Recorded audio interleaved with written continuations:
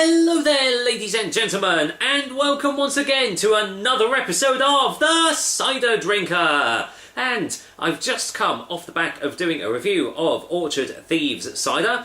If you want to check that out, just check out my previous review on my channel. But for this review, I have another canned cider offering for you guys. Another one that I got in Tesco's, basically rearranging of their cider range.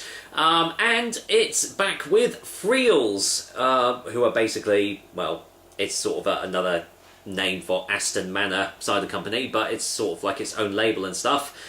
I must admit, I took one look at this can and I thought, oh, the printing job has gone a bit funny on it, but no, it is actually a new cider in the Friels range, and it's quite a bizarre one. It's raspberry, lime and mint vintage cider. Now, don't know about you, but 5.5% ABV generally doesn't constitute it being a vintage cider. Most vintage ciders are actually in the region of 7% plus. When you see a vintage that's 5.5%, you sort of think, are they just putting vintage on the front of the can? And I love how it says expertly crafted in small batches as well, even though you can get it absolutely everywhere now. Yeah, small batches indeed. So, yeah, raspberry, mint and lime. Sounds a bit of a strange one, but there we go. We've taken our award-winning fruity vintage cider and blended it with natural raspberry juice and a mint and lime flavour infusion to deliver a refreshing cocktail of fruit flavours. Yeah, year of vintage.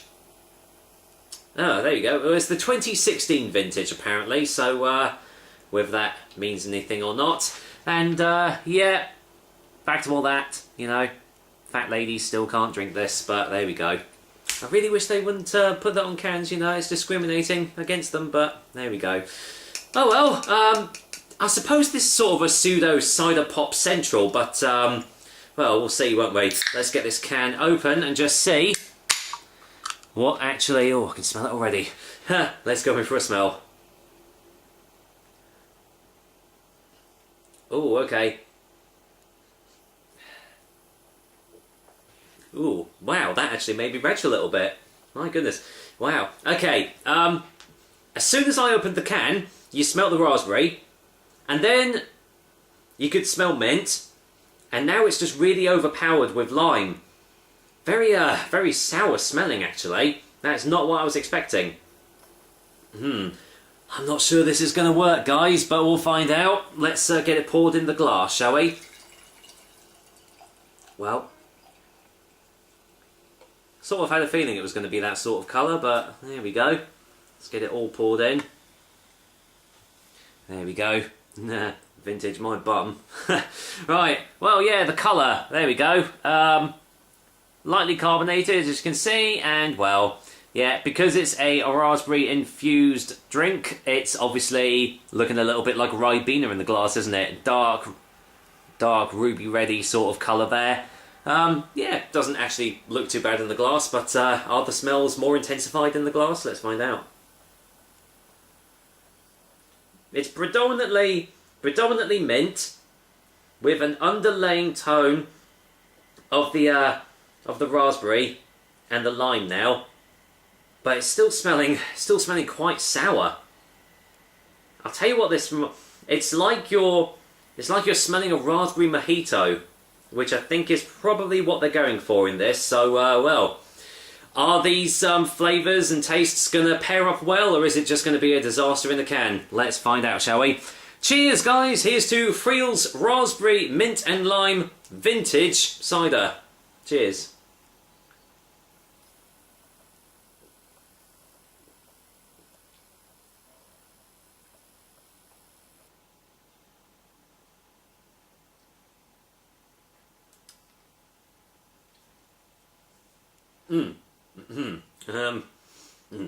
Just having a second opinion here.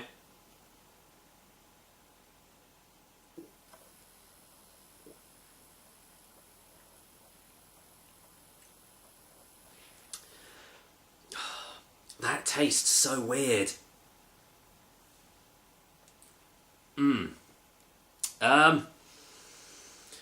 Oh dear. I don't think this works at all. I'll admit, I do like Friels Vintage, and I like their hopped cider. Their hopped cider is really, really nice. This isn't. This does not work at all. If it was just if it was just raspberry, or if it was just raspberry, or what is it? What is that Anning cider that it's something like mint and I can't remember. It's like pear and mint or something like that. If these flavours were by themselves, I don't think it would be too bad. But all three of them together in this drink, they really do not complement each other well at all.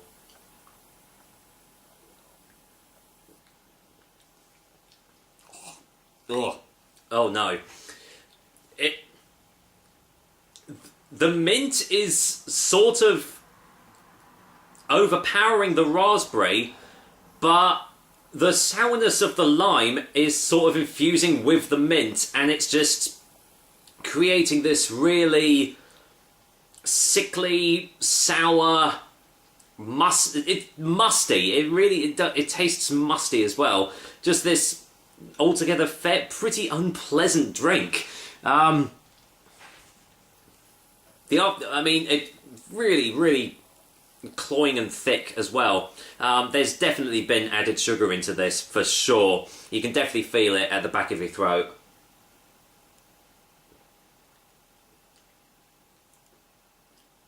Oh, yeah. Oh, wow. Oh, yeah. Oh, I'm not having any more of that. That is absolutely disgusting.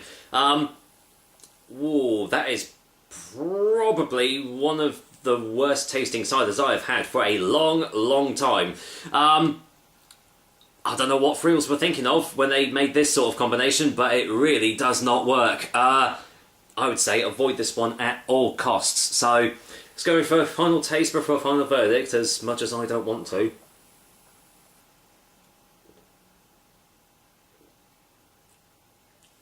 Oh my goodness me. No, no, no.